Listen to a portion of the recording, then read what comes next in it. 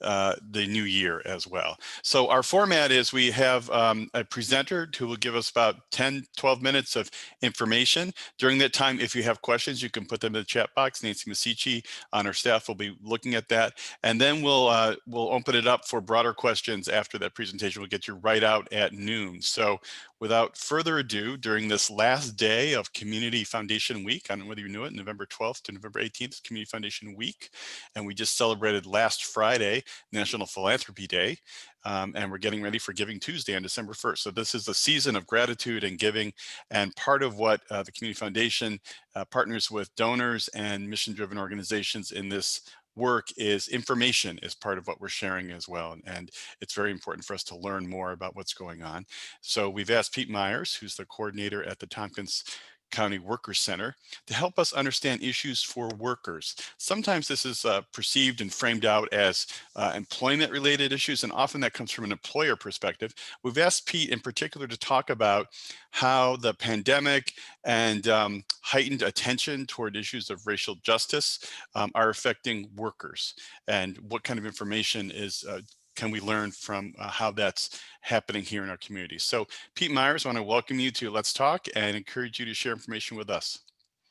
Thank you so much, George. I will say when you asked me to do this 3 or 4 months ago, I felt very honored. Also, George, actually, I moved to Ithaca in the year 2000, and George was one of the very first people that I got to know, given that we worked together at Catholic Charities.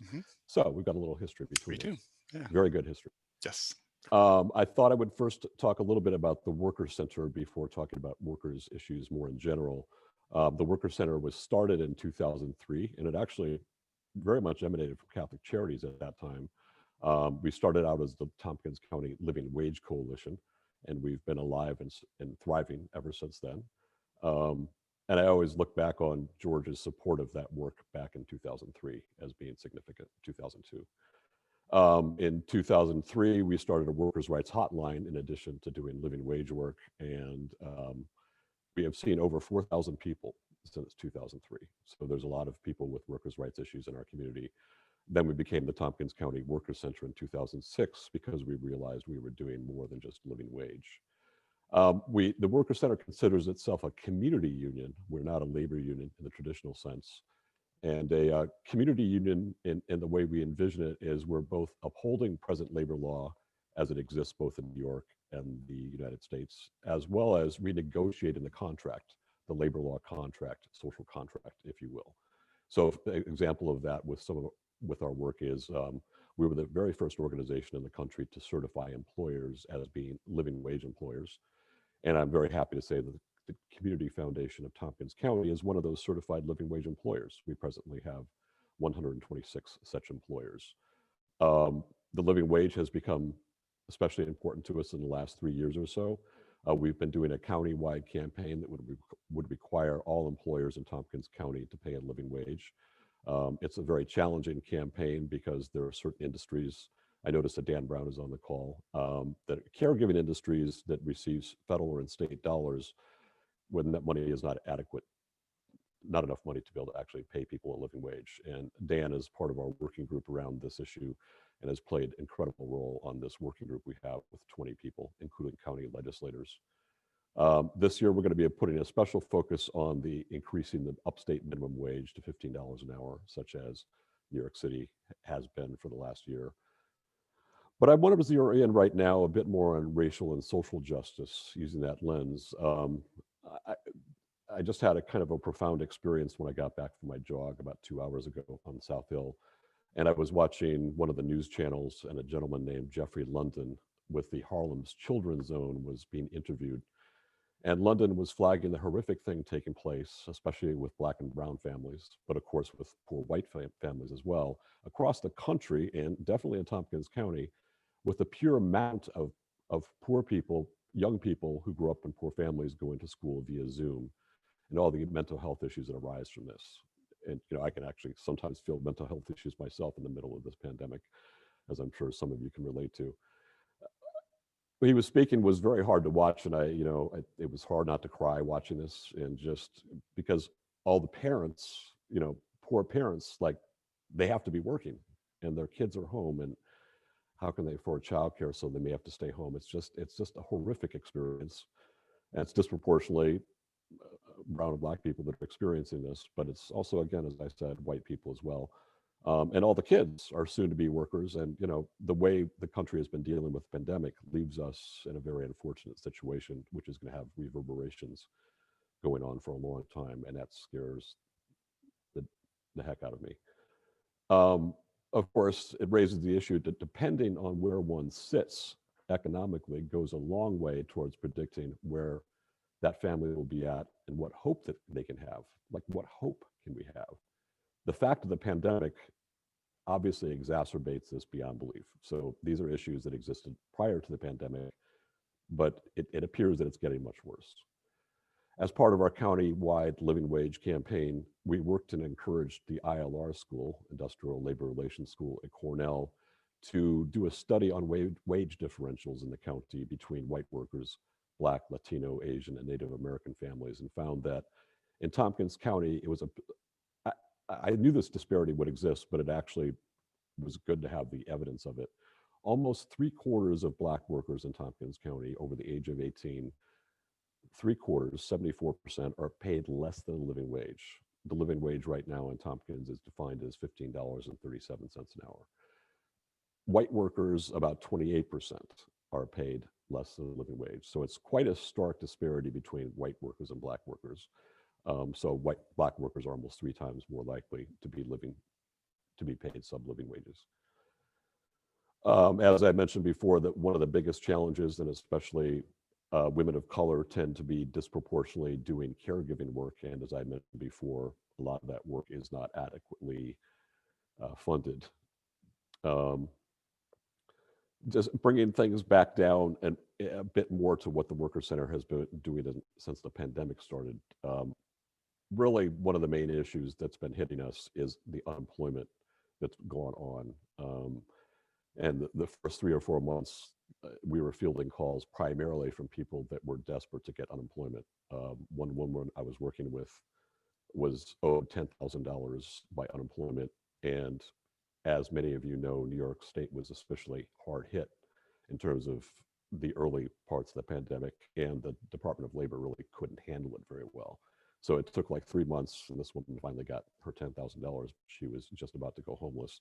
And I'm sure that story is replicated in many different situations across the state and country. Lately, we've been especially dealing with workers, this is actually intensified, who are feeling unsafe in their workplaces. There are some local institutions where we're getting more than 1 call, up to 5 calls from various workers from a given workplace. And that's a very challenging issue to deal with. We encourage workers to take action in concert, which is protected by labor law, but oftentimes workers feel understandably afraid of doing that. And then also workers in terms of low wage workers, the whole tenants issue has been very precarious for many workers. And I actually believe it's just now that the state has had a moratorium on evictions, but that is in the process of changing right now.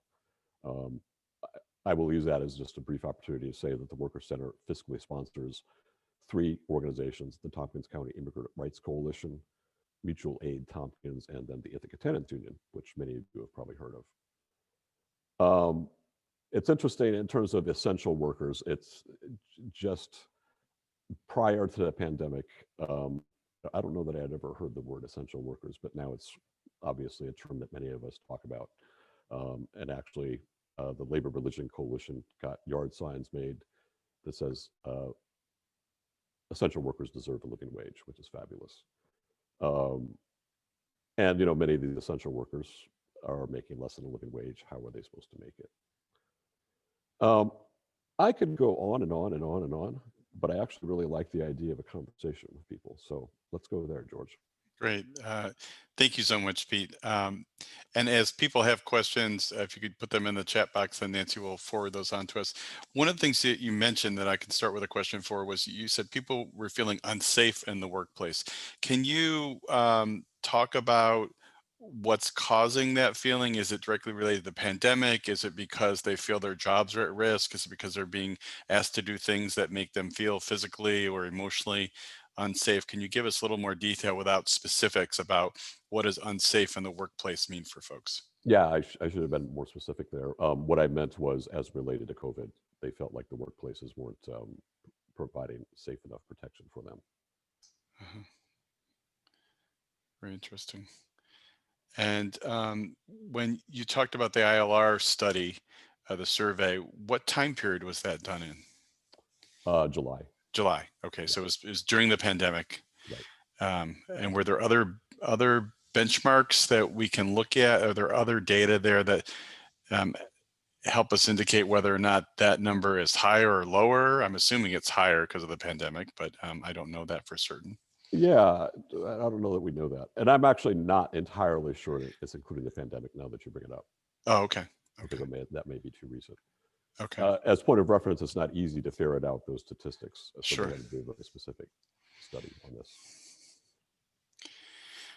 We have a question here about, can you talk about progress in topics kind of related to essential workers attaining a living wage?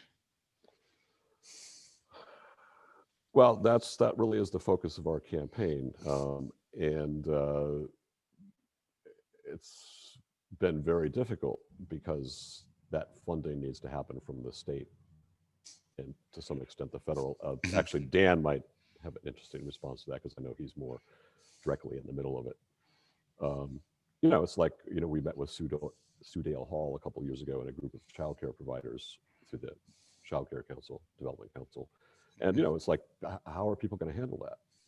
It's got to be some level of subsidy because many people who receive services are, poor themselves, and then the workers end up being poor. Yeah, not to put anyone on the spot, but Dan, if you want to respond to that too, we'd welcome that. But also the concept of a lot of folks who are essential workers might be working in small businesses, both for-profit and mission-driven, and the margins in either of those aren't terribly high.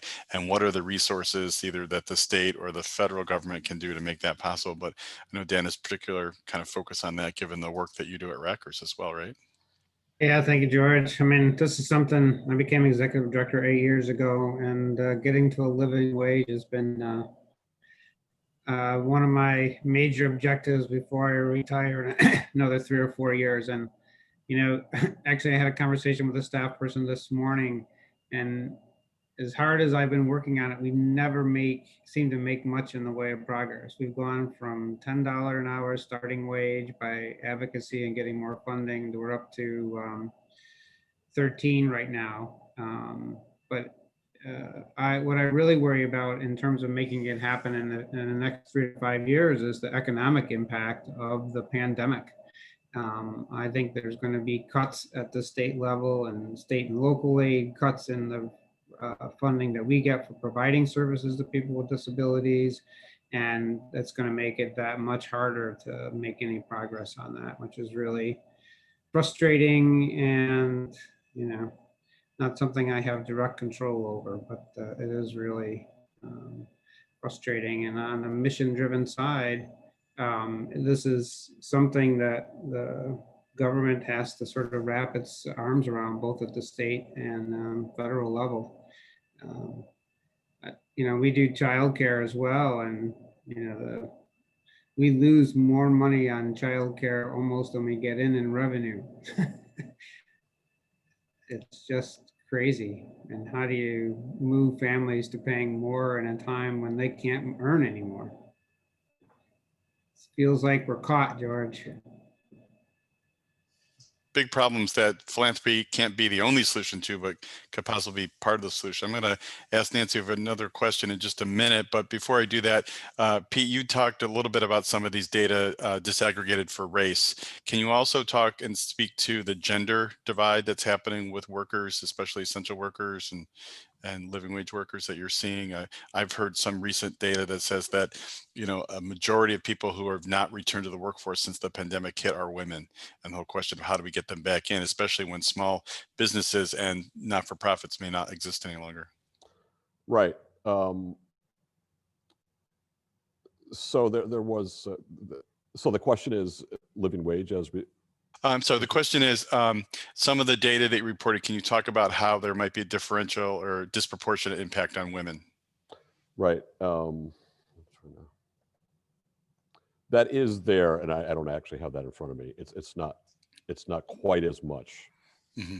as it is with racial, but I'm sorry about that. No, that's fine. That's fine. Yeah. And Nancy, do we have a question from the chat at all, or?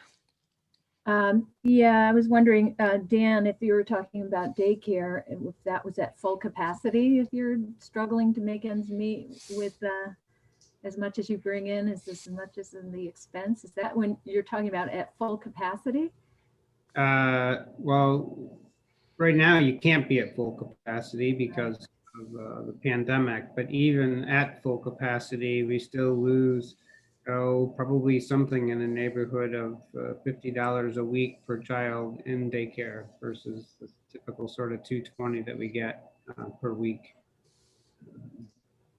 Okay, that's tough. And I wonder if part of the answer is education or job skills, but there was a question about what is the outlook for New York State funding to support these services? Do you have cuts already? Is there going to be a change with Biden? On a federal level, I don't anticipate cuts, but on the New York State level, they've already cut 20% funding on anything that is totally state monies and doesn't have a federal match of any sort. So we're dealing with that already. And I think the latest numbers I saw as the state was forecasting some $15 billion shortfall, which is 10% of the New York State budget. Wow. Yeah, thank you. I don't know if you saw the question, Pete. Are you finding meaningful local partnerships related to advocacy at the state level? How can our community engage more? Is there a call to action? That's a very good question. I mean, I'm not sure if this is entirely answering your question, so redirect me, but we've actually got like a really deep relationship with the Department of Labor where we're able to get help extra special quick. But you may be talking about partnering with local organizations? Yes. Yes, I think so.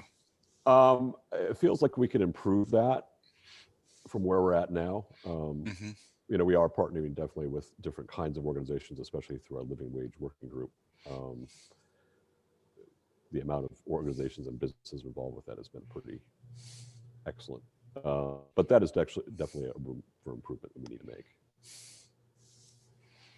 Thank you. Amy Levere on our staff has put on the chat, there's a demographics dashboard that she did for the Community Foundation. You're welcome to take a look at. It's a PDF and it's attached in the chat. Pete, there's a question. Do you have access to the ILR study that you could help us share with us? Yes. That'd be great. We could follow up with a link or some way of having everyone on this Zoom have a chance to see that. And I think we would like to take a look at that as well. So can I get that to you after the meeting? Absolutely. I was Absolutely. spending some time looking for it just now. Yeah, no. After the meeting's perfectly fine. Yeah, Sure. yeah, that's perfectly fine. Sure. I think the concept of coordinating advocacy would be a really good idea. I don't know how many times, at least 3. I talked to Pete after I finished my marathon pretty much of January through April, advocating in Albany, going almost every other week. And Pete says to me, "So why didn't you ask me to help?" Yes. Like, you know, you're in the midst of it. And it would be really good to have some bigger community-based conversations, maybe even multi-county, because, you know, really this is about numbers in terms of people in Albany hearing from individuals. Right. You know, if it's only my voice, then they're like, you know, you're an executive director, we don't really care about you. You're only one vote. That's a Right. great point, Dan. I think that's great. And I'd love to see a little bit more of that in lots of areas, but in particular, this is great. I do have a question. Pete, what philanthropic opportunities are there to help with these issues? George, anybody?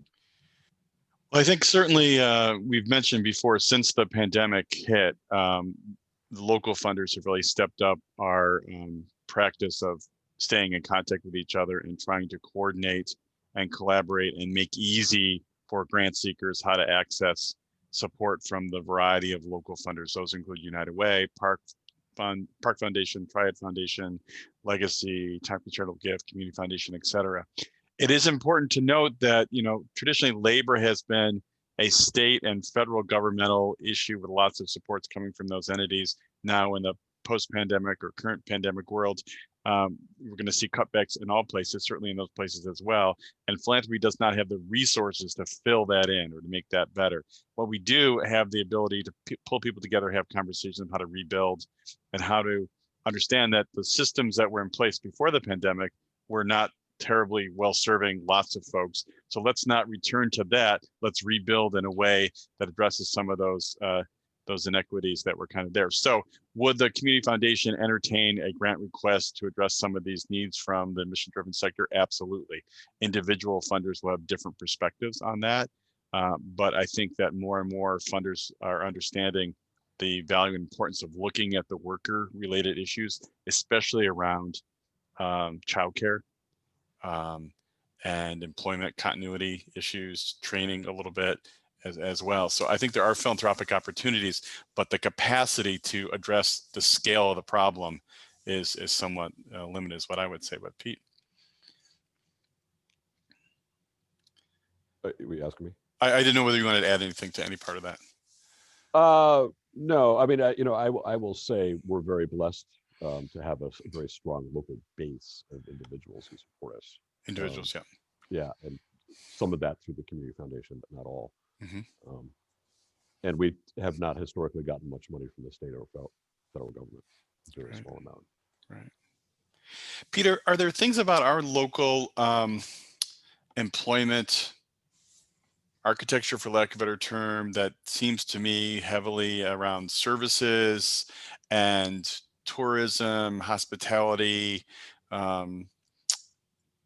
that have been affected in a particular way in the pandemic? Are we seeing a higher rate of unemployment than we were before the pandemic, and higher than in other communities that might have various things that are more open to being for remote work, right? You can't remote work for a hotel. Right. Curiously, I don't have the statistics right at my hand, but I believe that restaurants and the hospitality industry has obviously suffered quite a bit. I actually got a call from a statewide Associated Press reporter a couple months ago, saying that he had noticed that Tompkins County had one of the greatest increases in the past year between the amount of people unemployed. Okay. So, for example, like in a week, like let's say in mid-July, there were 38 people that went unemployed in Tompkins County, and this year it might have been 900. So the increase was much greater than most parts of the state. Okay. I know a lot of folks were concerned before the 3 educational institutions announced their plans that if students did not return in some way in person, for all 3, there was a lot of concern about the ripple effect, negative consequences that might come from that for local business as well, right? Absolutely. And it's, it feels like it's going to get worse in the next 3 months, most likely. Yeah. It's really scary. Hard to know what to do. So just on that, Tompkins unemployment did go up, probably most as a percentage, but it's still near the, it's still in the lowest across New York State. But in terms of like the percentage increase, right, a lot, which I think is consistent with what you're saying, George. I think so. And then for us, we think about what does that mean for those workers who may had not previously used other support services like emergency assistance from Catholic Charities or food pantry kind of, are they able to engage in a system that they were not familiar with before because they didn't need it before? And now people are how do you get the word out about that level of support? That's a really good question. Yeah. Is that where 211 would come in handy for a lot? I think that's a great point. I think we have seen a lot of mission-driven organizations in the whole sector being very creative and very collaborative, and things happening that weren't happening before. So how do we stay, and how do we encourage other folks to stay current with what the opportunities are to provide that, direct support kind of services? What is Food Meals on Wheels doing now? What are they planning on doing? The best way to make those inquiries is through 211, and they are staying as up to date as they possibly can, the information and referral system. There are other sources, but that's always my go-to, because that is their job and they stay really on top of that. 211 is run by the Human Services Coalition. It's a phone system and online system as well for getting information about, I have this need, what do I do? How do I address that need? Good point. So one quick thing to mention Go on, ahead. I'm annoyed with New York State plenty, but this is one area where they've actually done a reasonable job. They've extended unemployment benefits beyond the normal time period, which has been outstanding for at least some people that I know, and I need to give them credit where credit is due. Good, Right. good. And especially because not every state has done that. Exactly. Right. So that's great. So any closing comments, Pete, you'd like to make? We're coming up on our 30 minutes. I told you to be fast. I told you we wouldn't have answers for everything, but it's an opportunity to learn more about what's going on, and so appreciative of the Workers Center and the work you're doing, Pete. But any remaining input you want to have for us here today, and we'll follow up with a follow-up email with resources as well. Just it's, the whole, we're feeling very challenged by the pandemic. I mean, and we're actually going to be hiring at least one, maybe two new people in the next couple of months. So that's very exciting. But just, it's a lot. This whole thing is a lot. Yeah. I know that everybody feels that way. I'm appreciative of a community that has a worker center. Not every community has the work that you do, and I'm appreciative of all of you for taking time today to be with us to learn a little bit more. Thank you for connecting with the Community Foundation and this work, and really appreciate your ongoing connection with how we can provide you with the information you need to take the philanthropic action that you'd like to take. We're your partners in this work, and we support and encourage you to use data and information to direct your philanthropy. So with that, we will close this Let's Talk. We have one more remaining in December, and you'll hear about that. We'll follow up with some resources. Thank you so much. Thanks, George.